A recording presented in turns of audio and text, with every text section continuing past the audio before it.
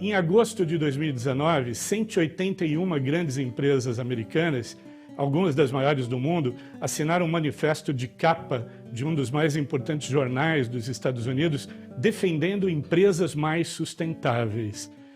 Isso é mais do que simbólico. Esse gesto, ele demonstra um compromisso firme de fazer uma mudança no jeito de pensar e fazer negócios, e isso para todos nós deve ser visto como um alento num planeta que neste momento nos preocupa por conta de uma temperatura que não pode aumentar para além de 1,5 graus centígrados.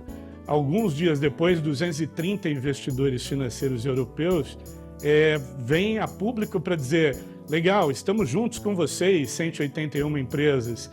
Vamos partir agora para a ciência. Os cientistas, em novembro do ano passado, mandaram um alerta para o mundo todo.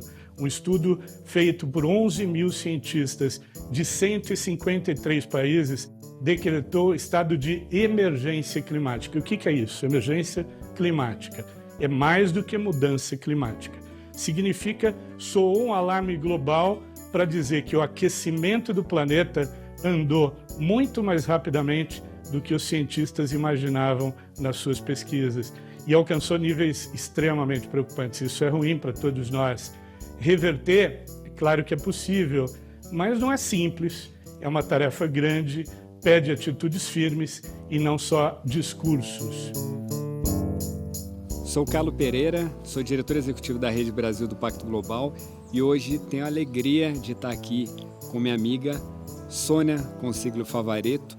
E quem é Sônia? Sônia é uma pessoa muito especial na minha vida e, na verdade, para o Brasil, né? Porque é a primeira SDG Pioneer, um reconhecimento global das Nações Unidas para pessoas que trabalham com sustentabilidade. É a maior, falo sem dúvida, sem medo de errar, a maior conselheira no Brasil com relação à sustentabilidade. Por isso que eu a convidei para esse bate-papo, para a gente falar da sociedade, da natureza, a gente veio falar das empresas e da relação de tudo isso. E por isso que a gente veio hoje para o Parque da Previdência, aqui em São Paulo, nesse ambiente de muita natureza, muito bonito, e esse bate-papo muito bom. Finalmente, não acredito que a gente está se vendo. Não aguento mais depois de 1 ano e meio trancado. Não é verdade? Não é bom ver um ar livre, né? Presente, tanto tempo a gente sem se ver. Nossa, Carlos, quanto tempo. O que a gente bom vive? Que uma coisa a gente tem que dizer, que a pandemia nos aproximou ainda mais. É verdade, né? E é um dos paradigmas, né? Quer dizer, a gente distanciado, né, fisicamente, o quanto você acaba se aproximando das pessoas, né? Mas assim, ao mesmo tempo, me aproximei de você, de algumas outras pessoas, mas me afastei de muitas muita também. gente, muita gente. Na verdade, a gente está reaprendendo tudo, né? É muito doido isso, né? Reaprendendo a relação, reaprendendo até as relações, né? Que fazem. E esse boom, hein, Carlo? Boom, eu tenho chamado, sabe como eu tenho chamado o ESG? Que é a sigla mais famosa das galáxias, né? Não é, cara? Total. E muito importante que a gente está vivendo, né? Sônia, demais. Você sabe que a gente que está o tempo todo, né, fazendo essas falas, conversando com gente, eu sempre cito, que eu sei que você cita também, primeiro a fala lá do Larry Fink, a questão de que essa mudança é um movimento de placa tectônico, né? E com a pandemia ele chamou de movimento de placa tectônico acelerado, né? E a fala, agora mais recente, do Al Gore, né? É verdade. Daquela da revolução da sustentabilidade, uma coisa mais ou menos assim, né? Ela Ela é como a revolução industrial, mas na velocidade da revolução digital. É isso, né? Total. Não, e aí aquela coisa que eu também uso, né, que você sabe, do viver para ver, porque Sim. Quantos anos a gente trabalha nisso, Carla? Esse momento é muito importante para a agenda da sustentabilidade, né? Muito importante. A gente viver e presenciar o que de fato, eu acho que começa a entender que é negócio, né?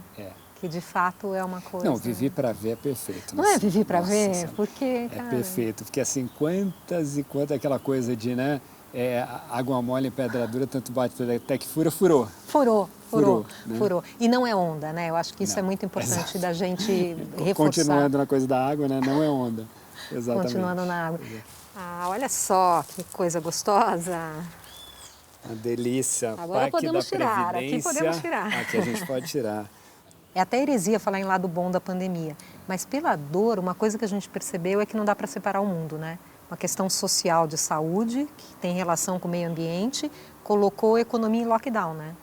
Você concorda que vem daí essa história do boom que a gente está vivendo? Eu acho que sim, Sônia, eu acho que sim. Eu né? acho que tem essa questão de, né, a gente viveu toda essa primazia ou supremacia dos acionistas, né, e pós ali Milton Friedman, aquela história toda, né, e o que eu acho, né, que eu estou vendo aí muitos especialistas falando, né, e a gente também, né, pode se chamar bem especialista nessa história. Um pouquinho, né?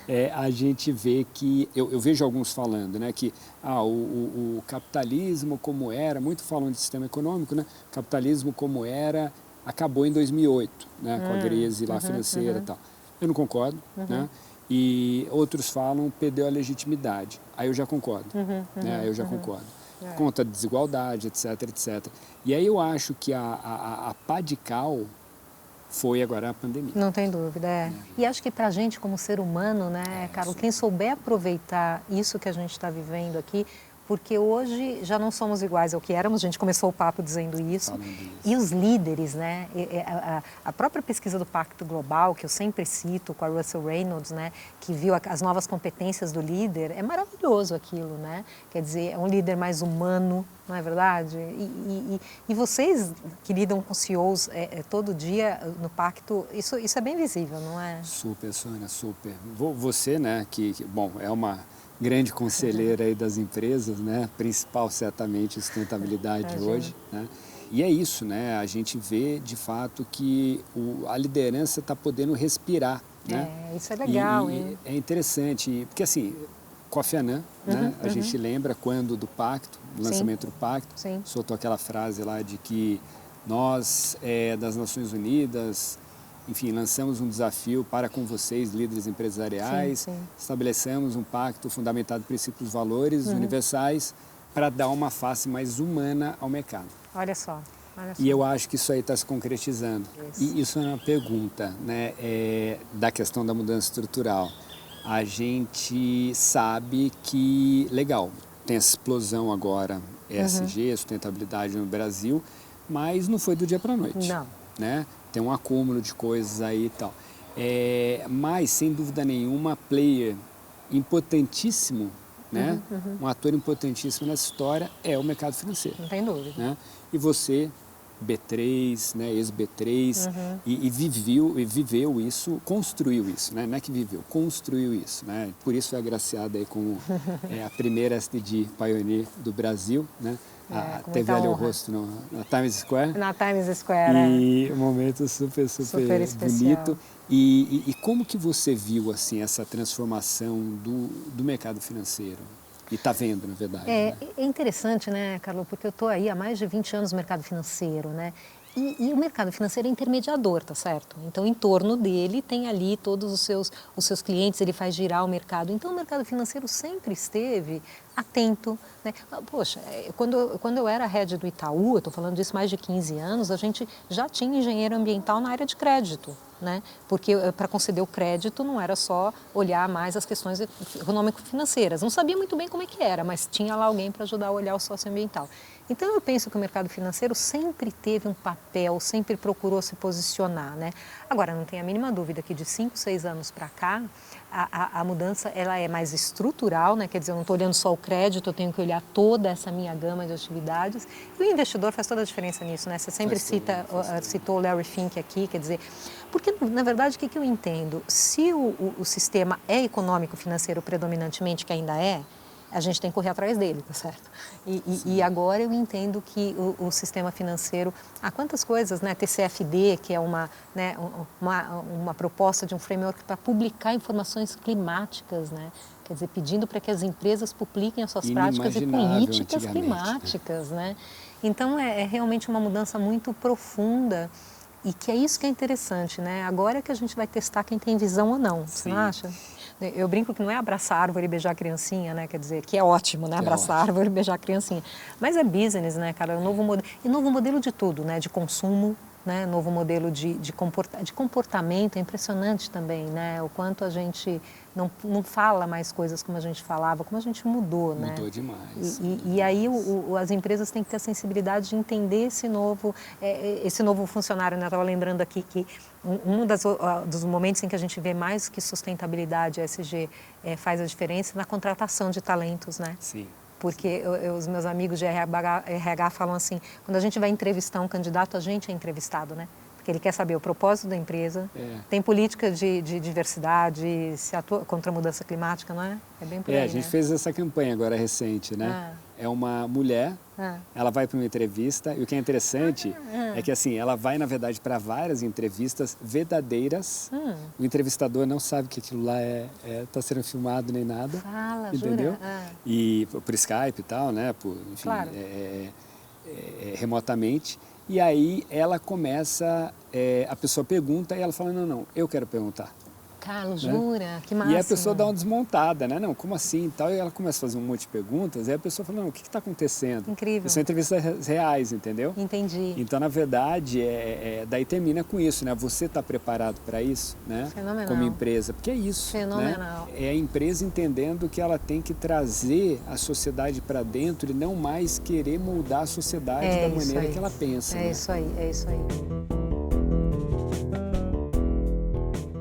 Ainda tem um capitalismo que é um sistema que usa exageradamente recursos naturais e agora a gente está sentindo o peso disso na medida que a gente está esfacelando ano a ano o patrimônio ambiental. Sempre tem gente que me pergunta, essa mudança é uma mudança natural ou é uma mudança provocada? É uma mudança provocada, obviamente, por fontes de pressão. E essas fontes de pressão, elas vêm a partir do momento em que novas gerações, que são os millennials e o X, o pessoal de 30 e poucos e 40 e poucos, que vem com uma vontade de provocar essa mudança.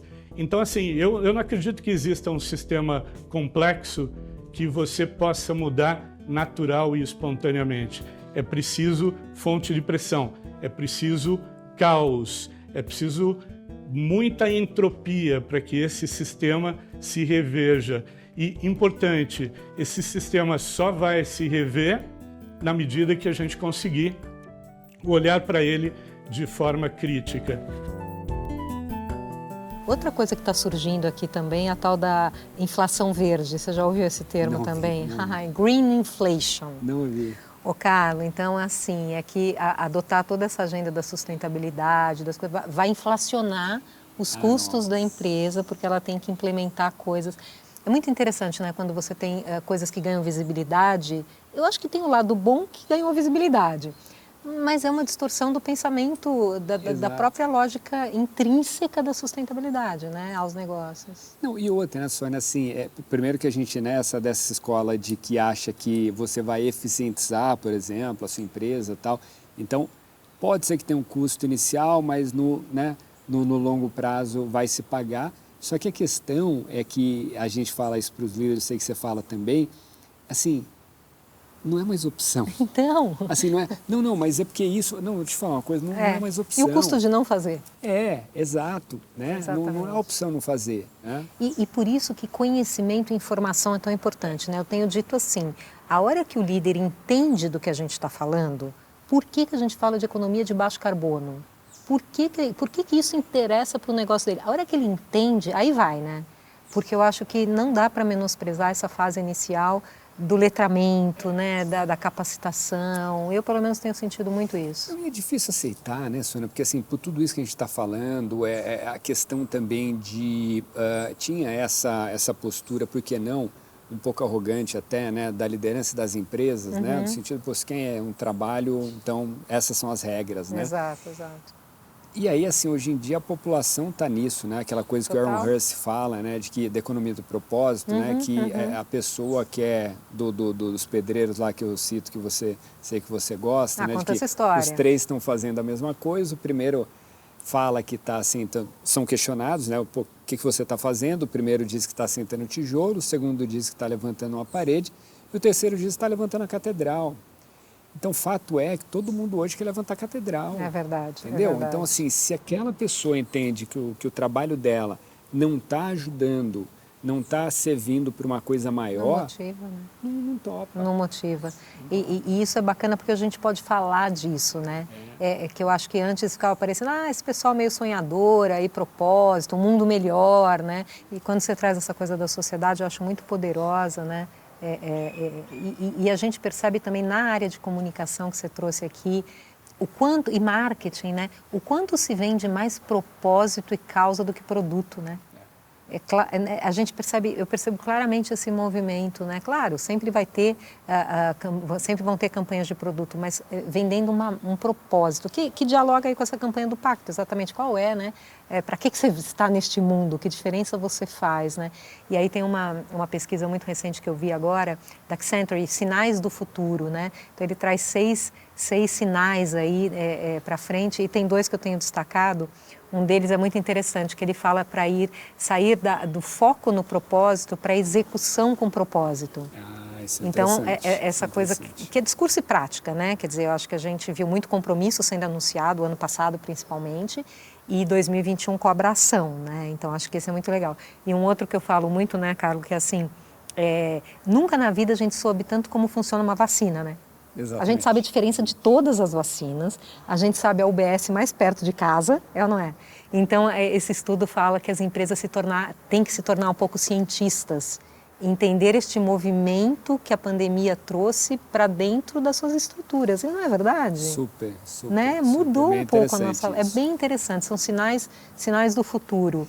Então, você estava dizendo essa coisa da diferença de 2020 para 2021. Nunca tinha escutado você falar isso e nunca tinha escutado, na verdade, falarem disso, que é uma coisa bem interessante. Né? E por quê? Porque a gente está vendo o retorno do greenwashing, né? Como a gente sabe, é isso da empresa falar e não fazer, né? E cria um marketing em cima daquilo, mas acaba não implementando de fato, né? Então isso voltou com muita força. Como surgiu uma demanda, né, muito grande para se falar em sustentabilidade, falar em questões ESG, etc, etc, aumentou também o greenwashing. Né? Só que eu acho que, diferente do que a gente viu em outras épocas, né, a sociedade está mais atenta, que é um acúmulo também de conhecimento. Sim, né? sim. O sistema financeiro está mais atento, Sim. né? Está todo mundo mais atento. Então eu acho que não é tão fácil hoje em dia lançar mão desses artifícios. Né? As empresas acabam apanhando bastante. E aí, com relação à meta, até, né, fazendo uma propaganda sempre do Pacto, tem um observatório que a gente lançou com vários outros parceiros, né, GRI, várias outras instituições, que é justamente isso. O que acontece, Sônia, uma coisa que, e aí uma crítica para o nosso movimento, tá? Histórico. Né? A gente coloca compromissos para as empresas de clima desde sempre. Né? Eu, pelo menos, desde a COP 15, né, 2009, eu participei da construção de todos que saíram aí.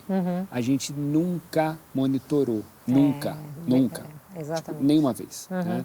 Então, por isso que agora eu acho que é importante, por isso do observatório, da gente monitorar, dar visibilidade, reconhecer aquelas que estão falando sério, estão fazendo certo. Isso é bom para as empresas também. Não, Carlos, primeiro assim, o observatório é genial, né? Eu acho que a gente tem que ajudar a monitorar. Até o observatório, a palavra é muito boa, né? Que, na verdade, você me conhece, eu sou uma otimista, eu acho que ninguém faz a coisa errada de propósito. Ou faz porque está desinformada. Empresa, Carlos, não vai a mercado falar que ela faz se ela não faz. Ela pode estar desinformada, mal aconselhada, querendo exagerar um pouquinho, tudo bem, faz parte da vida. Acho que assim, mentira a gente não pode compactuar.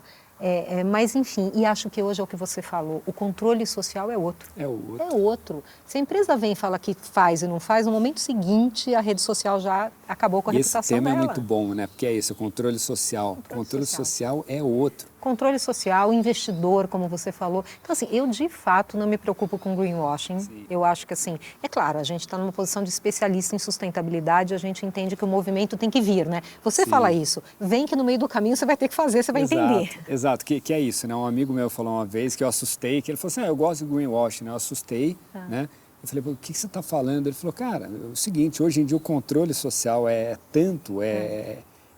tão restritivo, né? Que se você fizer, você vai apanhar tanto que você vai ter que realmente fazer, né? Fazer acontecer em muito pouco tempo. Não, olha só, tenho certeza que assim, quando a gente fala do início da pandemia, você lembra algumas empresas derraparam feio ali? Sim. Não teve perdão. Rapidamente perdeu consumidor, perdeu cliente, reputação, imagem. Então eu acho que assim, claro, a gente tem que estar atento e por isso o observatório é legal, porque você vai monitorando a entrega desses compromissos, né? Eu acho que é fundamental. Mas eu também sou da turma que vem junto, na hora você descobre e você vai ter que fazer. E aqui na Sônia, falar, por exemplo, em clima, falar de uma meta de 2050... Então, pois é. É fácil, né?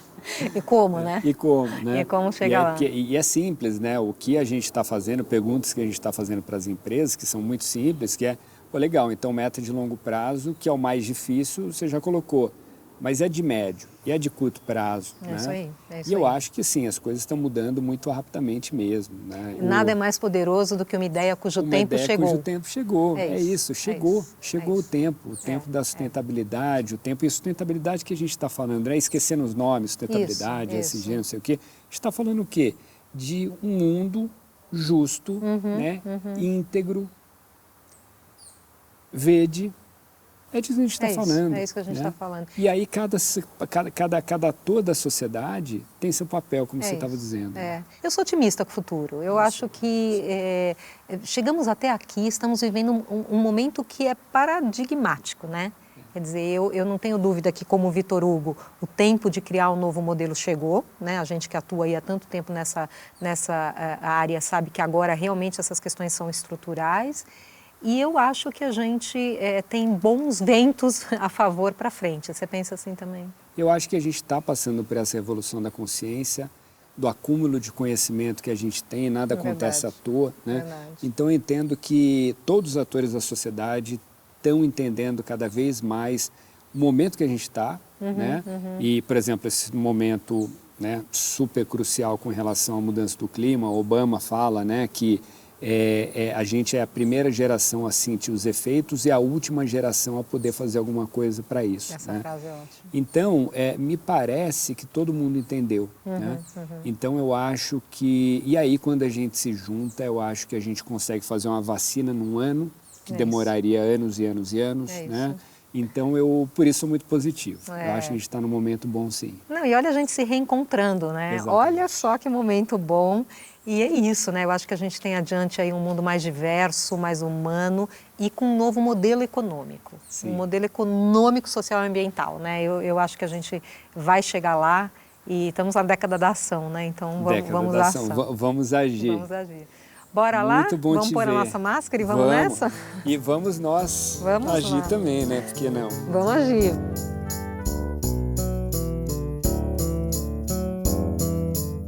O ser humano é o único ser vivo capaz de destruir o meio em que ele vive. Isso é ruim. A Terra já está aqui há muito tempo. A gente é que veio morar nela, né? E a Terra pode viver muito bem sem nós. Como, aliás, ela já viveu em outros ciclos geológicos. Então, quem tem que cuidar das condições da Terra somos nós, porque a Terra seguirá se regenerando, se resgatando, se recuperando. Nós recebemos este planeta e os seus recursos dos nossos avós, bisavós e pais, e nós não temos o direito, eticamente falando, de entregar esse planeta e os seus recursos de um jeito pior do que aquele que recebemos. E, portanto, as próximas gerações têm o direito de viver bem, de viver com recursos plenamente, assim como nós estamos hoje vivendo.